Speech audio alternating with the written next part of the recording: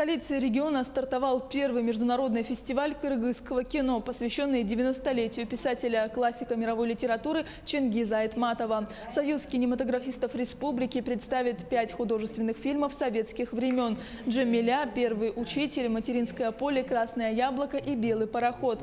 Кинопоказы пройдут в Доме культуры народов до 12 октября. В рамках фестиваля состоится и круглый стол на тему «Чингиз Айтматов. Связь времен и народов», совместно с которым развернется выставка книг писателя.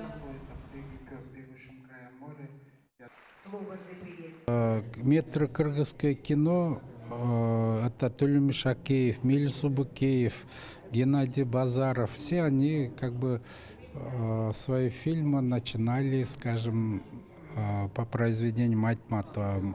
Фильм «Материнское поле» — это дебютная картина как раз Геннадия Базарова. Мы тоже привезли эту картину, посмотрите.